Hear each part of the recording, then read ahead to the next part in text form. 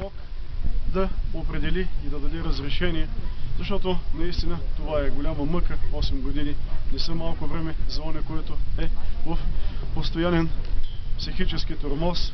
Дай Боже това да им бъде за полза и за спасение и въпреки всичко да се дадат живи и здрави с Божието помощ и благословение, за да се прослави името на Бога и в тях и за наша радост, защото знаете, че ние сме народ, имаме език и писменост благодарение на Христос и на Евангелието, с молитвите на светата мъченица Валентина, с молитвите на светия мъченик Трифон и нашите покровители на град Сопот, свети Петър и Павел и всички светии. Дай Боже благословение и през тази година.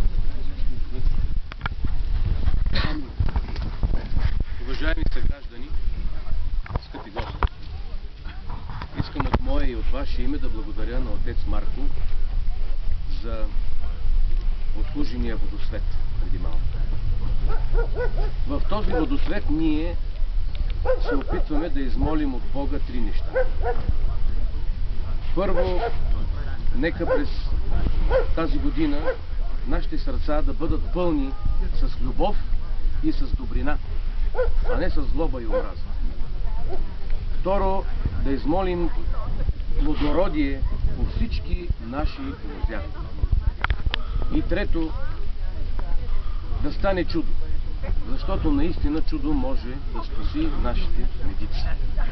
Всички ние сме съпричастни с тяхната болка и просто се присъединяваме към всички митинги, всички шествия, всички протести, които тепърва ще започнем ние да водим.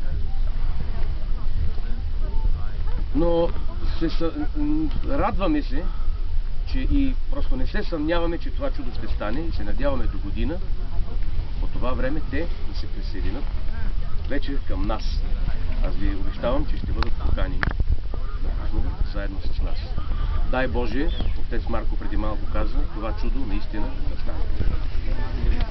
Сега искам да ви кажа, че наистина сме се събрали да направим едно празнично, ритуално зарязване на лозята и да приканя заедно с царя на виното, да направим това зарязване в това хубаво, обработено, чудесно лозе на Баймеланци.